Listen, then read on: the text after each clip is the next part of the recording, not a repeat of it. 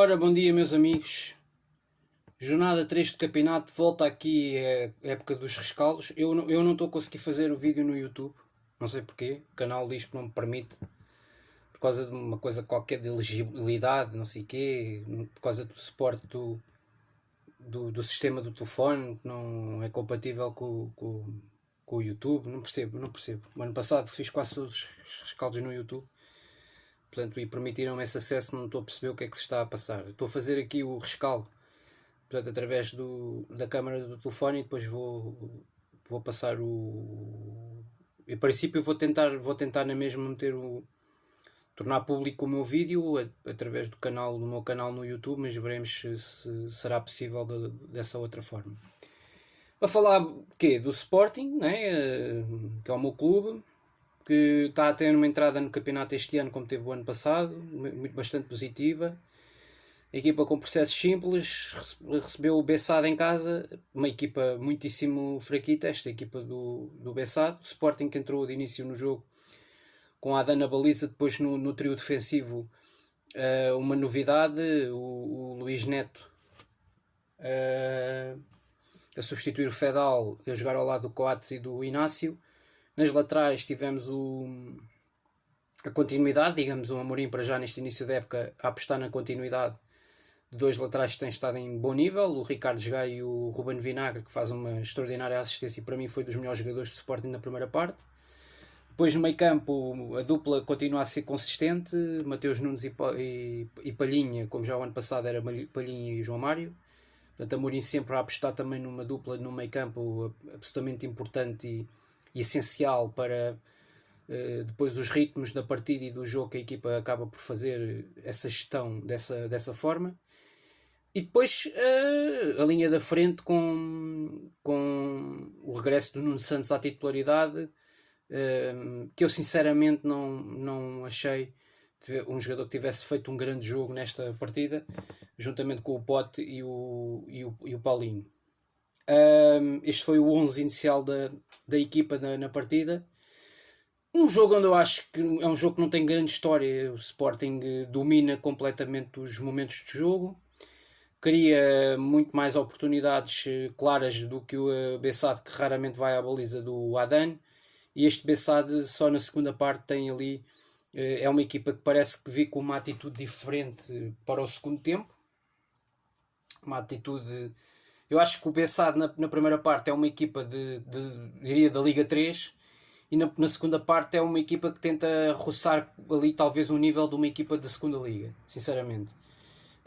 Porque é muito difícil, quer dizer, o plantel que o Bessade tem, o Bessade dificilmente vai ser competitivo. Aliás, já na primeira jornada no Estádio do Dragão demonstrou enormíssimas fragilidades. Eu na altura já tinha falado sobre elas.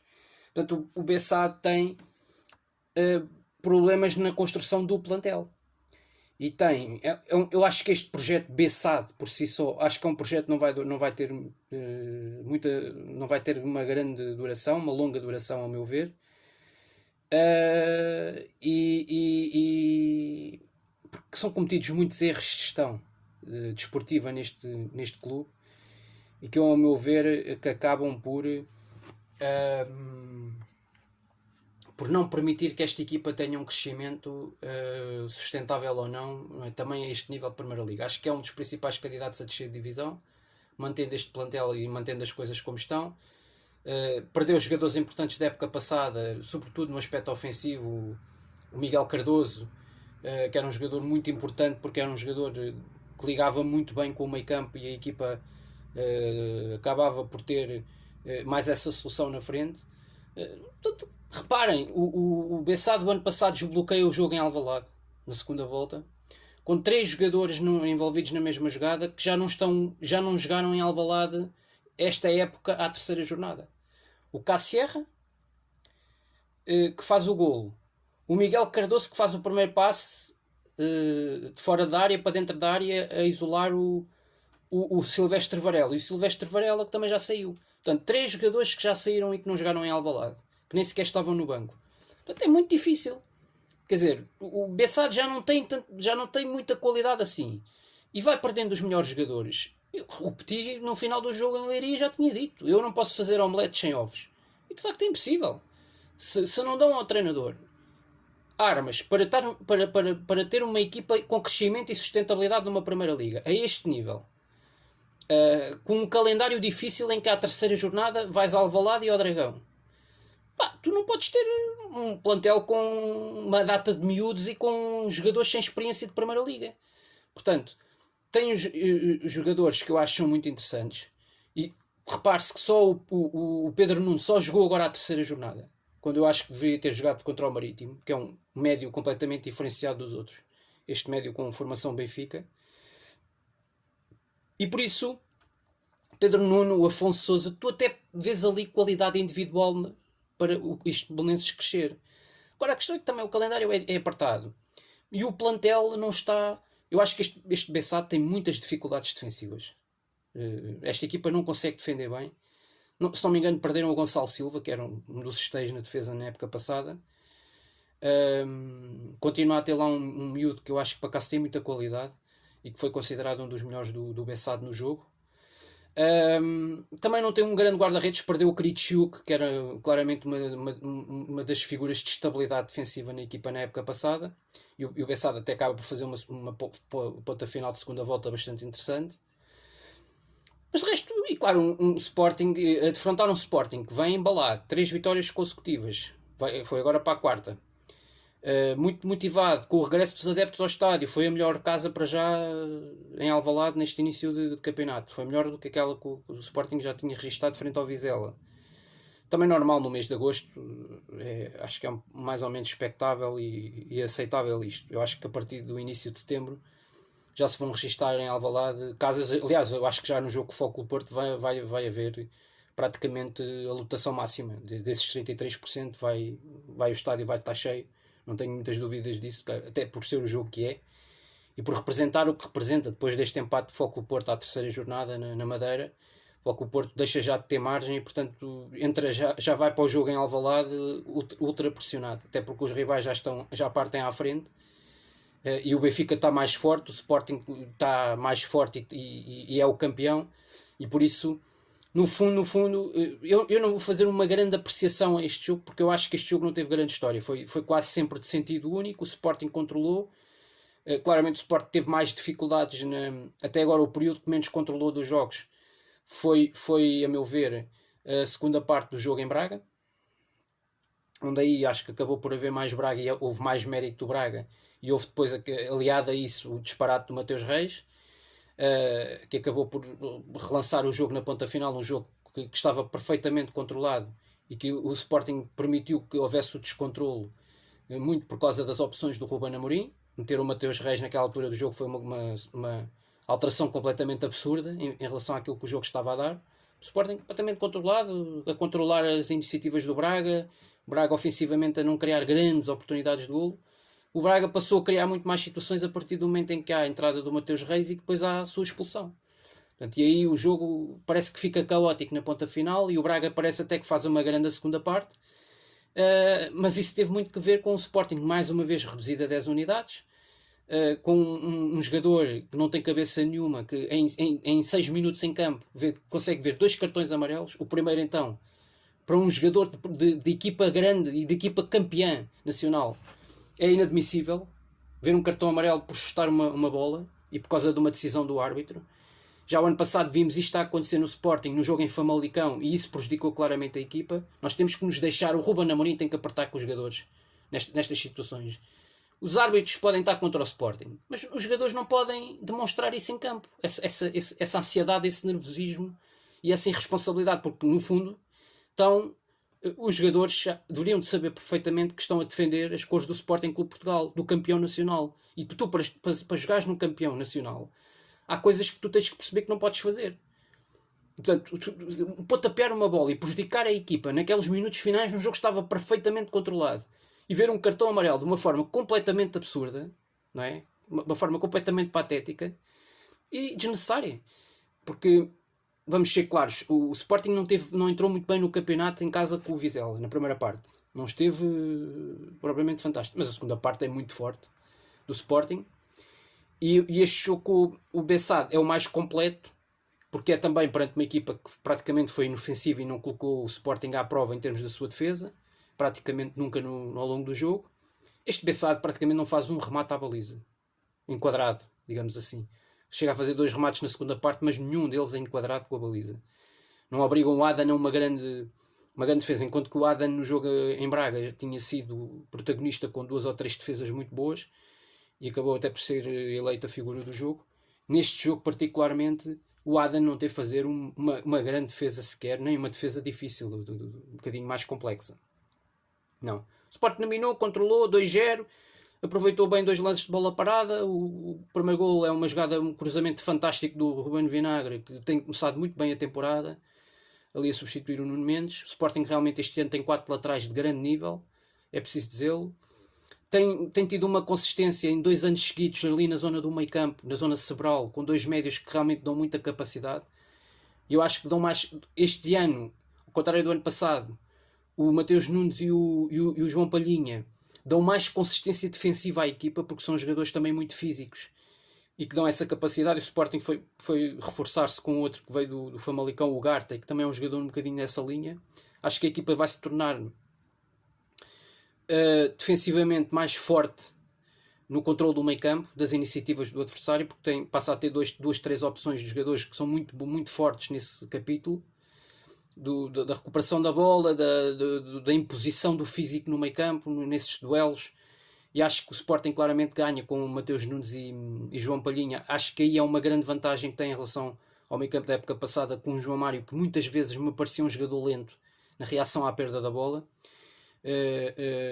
Era forte, o João Mário era forte essencialmente com bola, mas sem bola não dava muitas coisas à equipa. Eu acho que o Mateus Nunes dá mais, é um jogador mais quieto, é um jogador também mais novo na posição, e é um jogador que eu acho que entendo que ele pode fazer tanto a 6 como a 8, mas é um jogador que dá mais garantias como 8. E parece-me que ele nasceu para isso, para ser o 8, digamos assim, para o mundo do futebol, digamos, para o universo futebolístico. E realmente tem tido um crescimento gradual. A época passada foi decisiva em muitos jogos, inclusive é um médio que tem golo, não é? Me parece que tem mais golo que o João Mário. E acho que isso é importante. Ele teve movimentos muito bons na primeira parte. Tem lá logo a começar o jogo, tem lá uma jogada que é uma associação com o Paulinho que é muito boa, e quase que entra dentro da área e quase que cria perigo. Mas foi quase sempre o Sporting a bater no muro.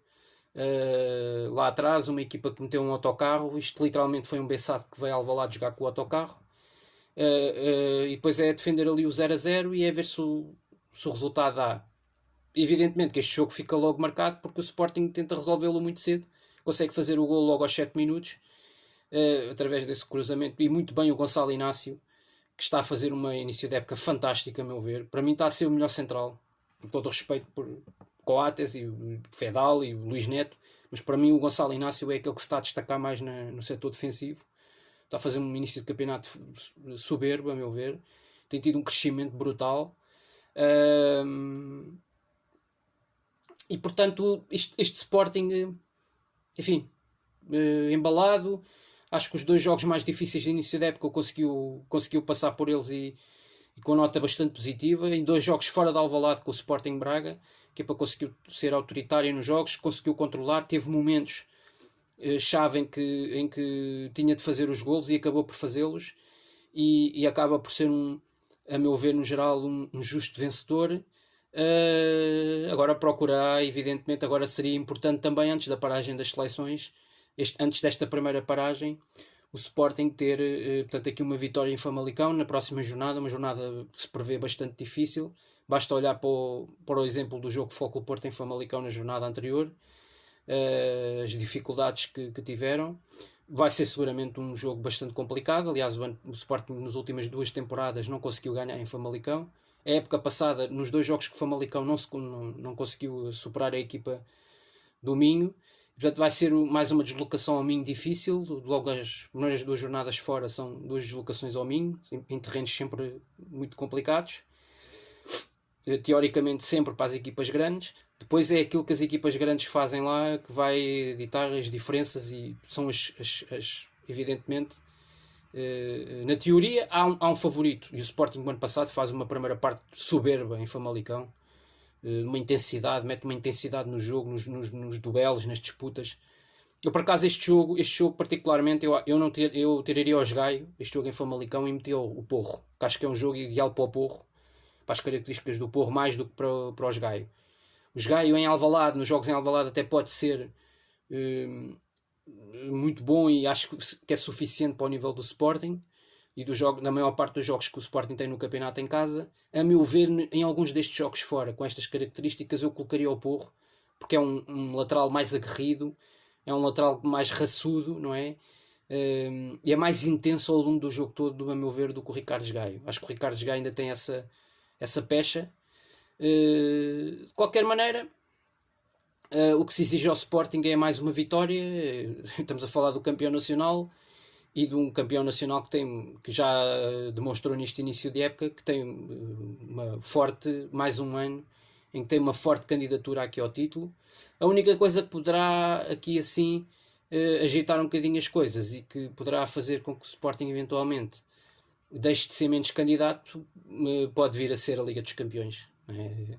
Depende muito do grupo, das equipas, dos adversários que tiver pela frente. Acho que isso vai ter influência, mas as viagens e tudo aquilo, o ritmo, a cadência de jogos, 2 jogos por semana, durante 3, 4, 5 semanas seguidas, acho que isso verdadeiramente é o que pode fazer moça na equipa, porque é um plantel que não tem assim tantas soluções, as segundas linhas não têm o mesmo nível das primeiras, e por isso, sobretudo em algumas posições-chave específicas do terreno de jogo, a meu ver. Mas é um plantel equilibrado, um plantel curto, mas equilibrado, com várias soluções muito boas, a meu ver com algumas lacunas, mas que eu penso sobretudo na posição do ataque. Não sei, também ainda falta uma semana até ao fecho de mercado, se ainda haverá aqui reajustes, mas no geral dizer que esta foi mais uma vitória tranquila do Sporting. 2-0, golos de Palhinha e de Gonçalo Inácio. No aproveitamento é que está o ganho, e no aproveitamento, neste caso, de 2 lances de bola parada. A equipa também mostra ser muito forte. Cada vez hoje, no futebol moderno, é mais importante, cada vez são mais importantes os lances de bola parada, e assumem uma importância fulcral no jogo. Muitas vezes de bola corrida as equipas não conseguem resolver os jogos. Aliás, o Paulinho teve este jogo foi um bom exemplo disso. O Paulinho teve 2, 3 lances em que poderia, isolado na cara do guarda-redes, podia ter feito gol, depois de jogadas coletivas muito bonitas, de grande qualidade, mas depois à frente da baliza, à frente, naquele retângulozinho de jogo da área adversária, onde é preciso definir, o Paulinho tem demonstrado ainda algumas lacunas, que a meu ver, lacunas de ordem técnica, essencialmente, que eu penso que ele deveria de afinar essa situação. Agora, dizer de resto que é um Sporting fortíssimo, é um candidato fortíssimo ao título. Aqui em Portugal não há grandes discussões acerca disso. É um Sporting que está mais forte do que a época passada, porque está mais consolidado, porque vem com a moral em alta, foi campeão nacional, em 34 jornadas perdeu apenas um jogo, e portanto é uma equipa que vem fortíssima. Com este resultado em Alvalade, estas primeiras 2 vitórias neste campeonato em Alvalade, frente a Vizela e a Bessade, o Sporting, desde a época passada, o Sporting não perde em Alvalade. Há os últimos 19 jogos em Alvalade, o Sporting não perdeu, contando os 17 da época passada com os 2 deste início de época. Portanto, o que é um registro fantástico, 19 jogos sem perder em Alvalade de forma consecutiva. O registro de fora é um bocadinho diferente, embora um bocadinho mais de empates, mas também essa derrota com o Benfica. Mas também é só uma derrota, e já foi ganhar a Braga neste segundo ano seguido com o Ruben Amorim. E a equipa demonstra uma capacidade de controle do jogo, autoridade no jogo, mas vai ter mais um grande teste daqui a 2 jornadas, não é?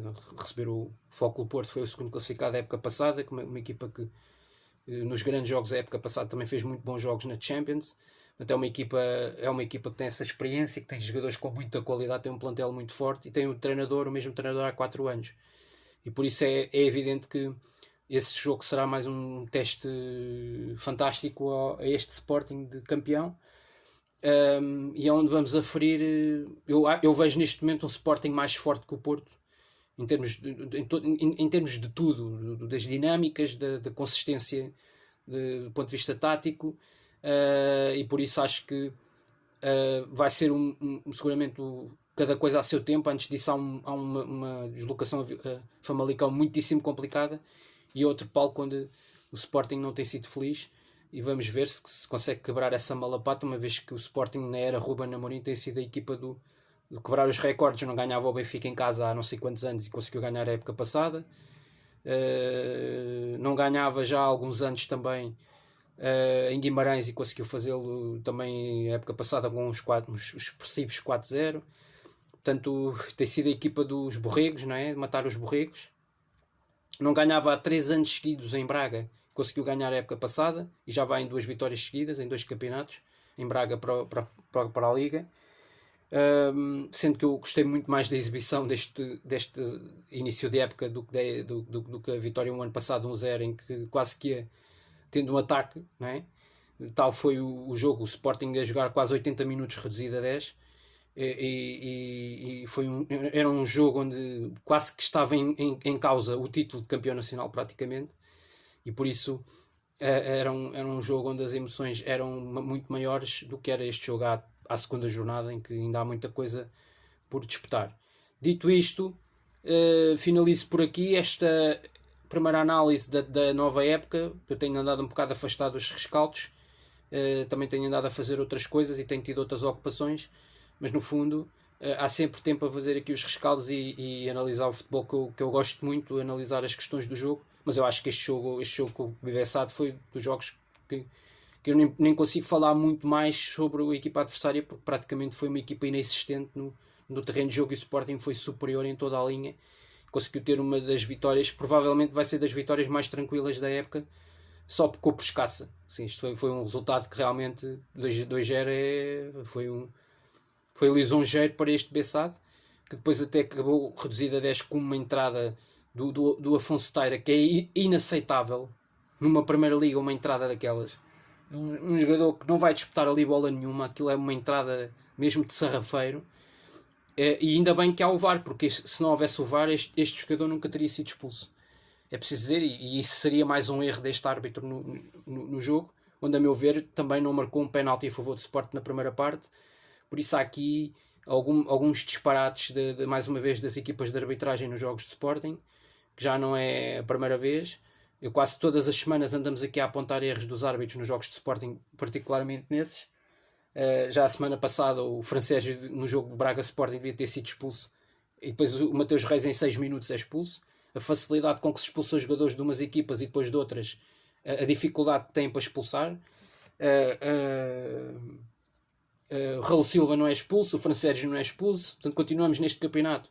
Quando foi o ano passado o Braga-Benfica, que foi um jogo importantíssimo, vejam lá se eles não tiveram facilidade em expulsar o Francésio à primeira situação, e vê se estes jogos, estes pequenos detalhes, estas diferenças notam-se.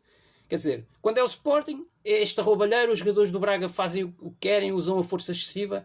Há ali lances dos jogos de Braga Sporting que são muito mais claros do que aquela entrada do Francésio com o Rafa o ano passado. Lances claramente para cartão vermelho. E continua esta dualidade de critérios nas arbitragens em Portugal. Eu acho isto fantástico. Acho isto fantástico, sinceramente. De resto, é para dizer que espero um Sporting na continuidade e a vencer na próxima jornada. Estarei aí no próximo sábado para fazer mais um rescaldo do Famalicão Sporting, onde espero um jogo difícil à partida, mas uma vitória, onde espero também uma vitória mais uma vez do Sporting, uma vitória da consistência da equipa, de maior consistência e da melhor qualidade demonstrada de jogo do que a equipa do Famalicão neste início de campeonato. Mas depois serão, obviamente, as contingências do jogo no final, mais um dia prevalecerem. Posto isto, desejo a todos uma ótima semana de trabalho e de tudo, e de quem tiver de férias e de lazer, de praia, de tudo. E cá estarei para mais um rescaldo na próxima semana. Famalicão Sporting, 4ª jornada do campeonato, antes da paragem para as seleções e antes do regresso da Champions League ao Alvalade, onde vai ser mais um momento também muito, muito interessante e muito bonito de se acompanhar. O Sporting já não estava na Champions já há 2 ou 3 temporadas. Veremos como será este regresso e que equipas calharão no grupo. Aliás, será já esta semana que se ficará a saber. Eu também farei aqui um comentário na próxima jornada, no rescaldo do Famalicão Sporting. Farei também um rescaldo, um comentário ao grupo que calhar na Liga dos Campeões. Veremos que adversários o Sporting terá pela frente. À partida do pote 2 virá uma equipa muito forte, quase de certeza. Mas depois faremos então aqui essa análise. Até poderei também dar um lamiré nos grupos eventuais que possam calhar a Futebol Clube do Porto e eventualmente a Benfica, se Benfica passar o PSV. Mas farei assim uma análise, assim, darei um lamiré muito rápido e obviamente falarei aqui do jogo, das incidências do jogo Famalicão Sporting. Muito muito bom dia então a todos e até para a semana. E viva o Sporting, saudações leoninas.